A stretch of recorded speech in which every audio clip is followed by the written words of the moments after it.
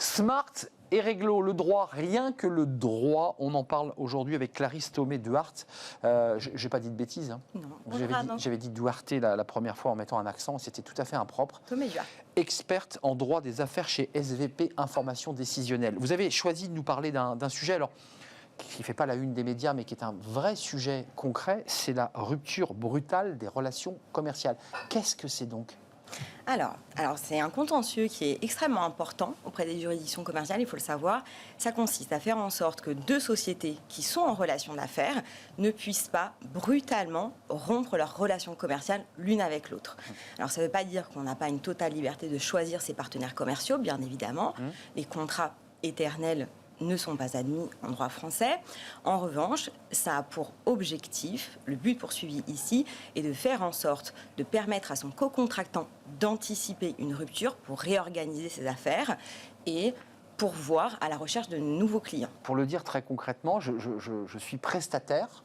J'ai signé un accord commercial avec un très grand groupe, de la grande distribution par exemple, et soudain ce groupe décide de rompre brutalement ma relation commerciale, c'est-à-dire qu'elle dit vous arrêtez de m'envoyer votre production.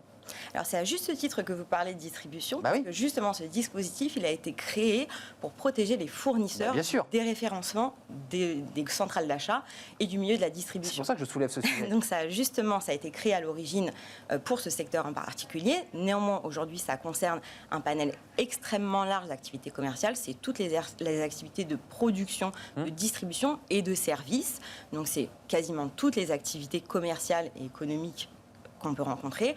Néanmoins, il y a quelques petites exceptions. Par exemple, les prestations intellectuelles qui sont soumises à une interdiction ne sont pas concernées par le dispositif.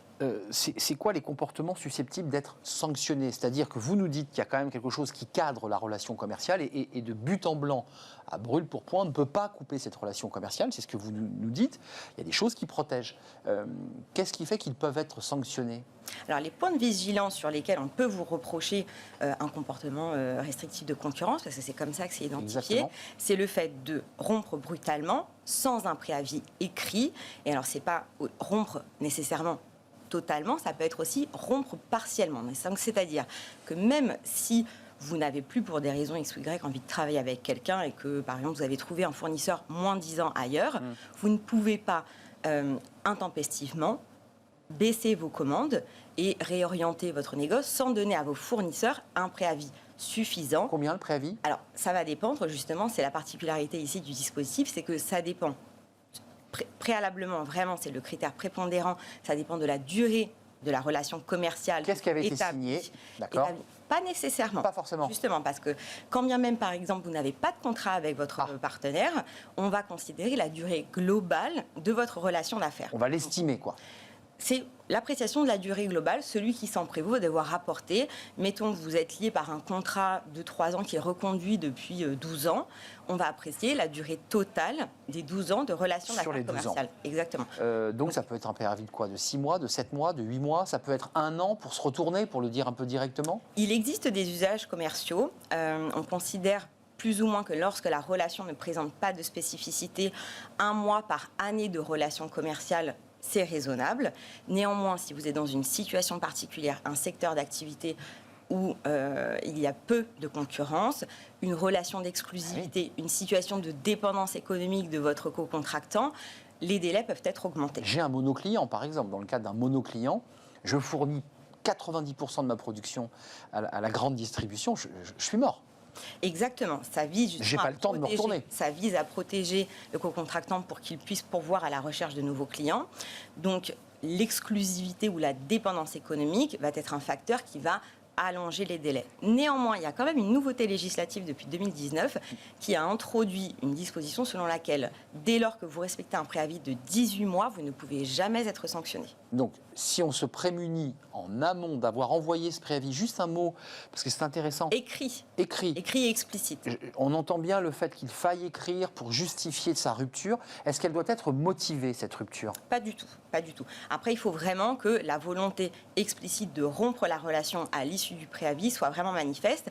Et dans la pratique, un appel d'offres est considéré comme un moyen explicite de rompre la relation commerciale. Néanmoins, ça n'exonère pas du préavis. Mon client lance un appel d'offres pour chercher un nouveau prestataire, de fait, je comprends, mais il faut impérativement qu'il m'ait envoyé une lettre pour me le signifier. On est bien d'accord. Exactement. Il faut qu'il vous notifie qu'il lance un appel d'offres et quels sont ses délais. Le débat très d'actualité sur l'intelligence artificielle, parce que là on est sur des produits, on l'a compris, c'est du blé, c'est de la matière première, c'est des produits comestibles. Là, l'intelligence artificielle, comment on fait là? Alors, l'intelligence artificielle aujourd'hui, elle nous permet en fait de faciliter notre travail en qualité d'expert, en qualité de juriste. Il faut savoir que classiquement, on procède à des recherches de jurisprudence, c'est-à-dire qu'on va regarder les décisions en la matière, relativement chronophage, et notamment chez SVP Information Décisionnelle, on collabore avec une société qui a développé un algorithme qui s'appelle Case Law Analytics, donc qui nous met à disposition, qui nous met à disposition un algorithme justement d'intelligence artificielle.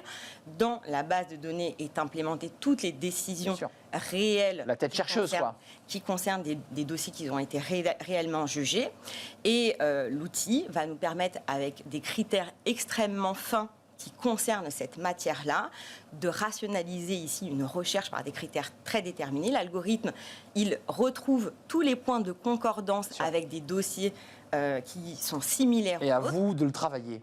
Alors, pas exactement, parce que justement, il nous aide un petit peu. Il apprécie vraiment le risque, la durée éventuellement qui va être donnée par des magistrats. Enfin, il réfléchit, c'est-à-dire qu'il ne se contente pas de faire une analyse statistique comme le ferait un moteur de recherche de jurisprudence classique.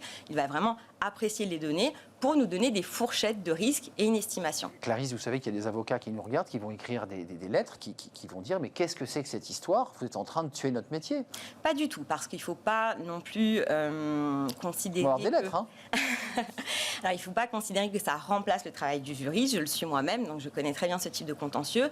Évidemment, le raisonnement humain, juridique, développement d'un raisonnement juridique de moyens de droit, c'est purement humain. Ça permet seulement de faciliter la décision. C'est vraiment un outil de rationalisation à la disposition de professionnels du droit qui nous permettent un gain de temps considérable.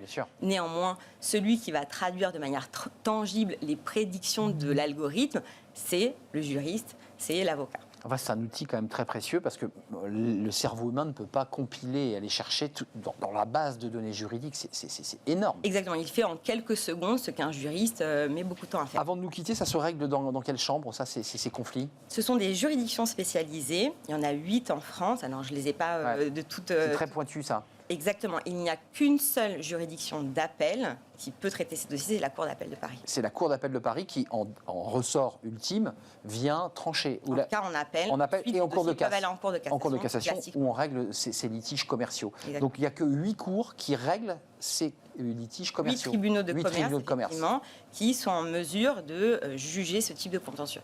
Clarisse Thomé-Duhart, c'est un plaisir de vous accueillir. Merci d'être venue, experte, on l'aura compris, chez SVP décisionnel, information décisionnelle, avec cet algorithme qui les aide énormément. Attention, on va recevoir des lettres. Je vous en reparlerai quand vous reviendrez, pour voir si on a eu des réactions de magistrats. Merci d'être venu. On fait une petite pause café. Ce n'est pas le cas des avocats, j'en suis sûr. La phobie du téléphone, la peur de répondre au téléphone et de s'exprimer. Bah oui, vous levez les yeux au ciel, évidemment. Vous passez votre vie au téléphone à conseiller des clients. Ça arrive à beaucoup d'entre vous, cette phobie du téléphone, la peur de s'exprimer, une forme de timidité, de blocage. On en parle tout de suite avec Fanny Griesmer. Et c'est la pause café, bien sûr.